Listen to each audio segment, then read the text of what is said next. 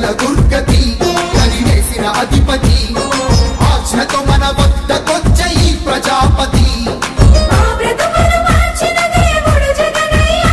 జగనన్న ఆశయాల స్వరము నీకు స్వాగతం ఆ ప్రతి గడపకు చేరిన జగనన్న సంక్షేమం మీ అపూర్వ స్వాగతానికి ప్రతి ఒక్కరికి పేరు పేరున అక్కచెల్లెలకి అన్నదమ్ములకి అందరికీ కూడా నా హృదయపూర్వక అభినందనలు తెలియజేస్తున్నాను.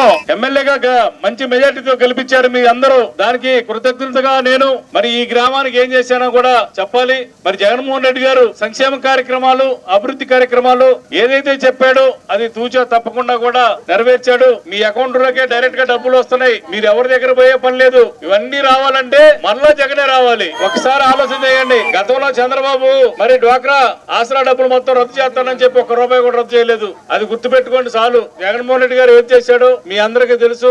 మరి నేను కూడా ఈ గ్రామం ముఖ్యంగా ఫారెస్ట్ లో ఉంది. దీనికి ఏ పర్మిషన్లు కూడా రావటం లేదు. నేను అక్కడ డిఎఫ్ఓ గారిని పట్టుకొని ఆయనకి నచ్చ చెప్పానా లేకపోతే అనేక సార్లు చెప్పాను. ఈ గ్రామం ఫారెస్ట్ లో ఉందండి, చాలా పిల్లలు చదువుకోవాలి, వాళ్ళ భవిష్యత్తు పాడైపోతుంది, అక్కడ చదువు అనేది లేదు, ఎక్కడికో మళ్ళా 5-6 కిలోమీటర్లు ఎంఎస్ పాలెం రావాలి, ఇలా ఇబ్బందిగా ఉంది, చిన్నపిల్లలు తప్పిపోతున్నారు అడవిలో అని చెప్పి అతనికి మరి ఒప్పించి ఇక్కడ ఒక స్కూల్ తీసుకురావడం జరిగింది. ఇక్కడ పేదలు చదువుకోవాలి, ఇక్కడ అందరూ బాగుపడాలి, పిల్లలందరూ చదువుకోవాలనే ఆలోచన ఎవరన్నా చేశారా గతంలో?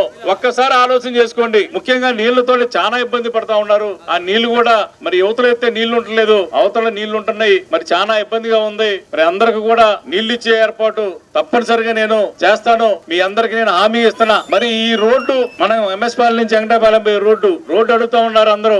ఆ రోడ్డు శాంక్షన్ చేపించాను. కాంట్రాక్టర్ మొదలు పెట్టాడు. మరి కొంత ఆగింది. అది కూడా త్వరలో అది కూడా మొదలు పెట్టి మీ ఊరి మీదుగా వెంకటాపాలెం రోడ్డు వేపించి ఏర్పాటు చేస్తున్నాను. అడవి భూములు ఆల్రెడీ ఒక 80 పట్టాలు ఆన్లైన్ లోకి వెళ్ళి అవన్నీ కూడా మ్యాప్ అయిపోయినాయి. త్వరలో కోడ్ కనుక అయిపోతే ఎలక్షన్ కోడ్ అయిపోతే మీ పట్టాలు మీకు ఇచ్చేస్తారు. ఎవరికి ఇబ్బంది లేదు, అందరికి ఇవ్వడం జరుగుతుంది. ఈ గ్రామంలో ఇళ్ల పట్టాలు రావట్లేదు. ఆ ఇళ్ల పట్టాలకు కూడా పర్మిషన్ అడగడం జరిగింది డిఎఫ్ఓ గారిని. ఆయన సానుకూలంగా స్పందించారు. అది కూడా ఇళ్ల పట్టాలు ఎస్టీలకే కాదు బీసీలకు కూడా ఇళ్ల పట్టాలు ఇచ్చే ఏర్పాటు చేస్తాను. ఇక్కడ ఈ ఊరు రాబోయే 5 సంవత్సరాల్లో ఒక రూపురేఖలు మారిపోతాయి. నాకు తెలిసి ఫారెస్ట్ లో ఉంది. అన్ని పర్మిషన్లు తీసుకొచ్చి ఈ రోడ్లు వేయడానికి నేను శాయశక్తిలో కృషి చేసి రోడ్లు, డ్రైన్లు, కరెంటు, వాటర్ ఇవన్నీ కూడా తీసుకొచ్చి రైతులకి మరి బోర్లు వేసుకోవడానికి పర్మిషన్లు, బావులు దూకోవడానికి పర్మిషన్లు ఇవన్నీ కూడా ఇప్పించే మీ అందరికీ నేను ఒకటే చెప్తున్నా.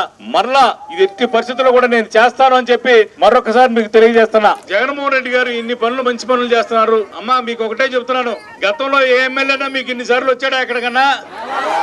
మరి నేను మీకోసం నేను ఎన్నిసార్లు వచ్చాను ఒక్కసారి ఆలోచన చేయండి. నేను మంచి చేశాను అనుకుంటేనే నాకు ఓటేయండి. అది కూడా చెప్తున్నా, నేను చేస్తానని నమ్ముకుంటేనే నాకు ఓటేయండి. 2 ఫ్యాన్ గుర్తు మీద గుర్తేసేయండి, 2 ఓట్లు. అన్నే వచ్చాడు అనుకోండి, మీ తమ్ముంటే దీవించండి. దీవించి మంచి మెజార్టీ తోటి ఈ గ్రామం నుంచి మంచి మెజార్టీ ఇవ్వండి. నేను మీకు అంతకన్నా ఎక్కువగా సేవకుల్లాగా ఈ గ్రామంలో పనిచేయడానికి మీరు నేను చెప్పినవన్నీ కూడా దాదాపుగా అన్ని పూర్తి చేస్తానని చెప్పి మరొకసారి తెలియజేస్తూ సెలవు తీసుకుంటున్నా.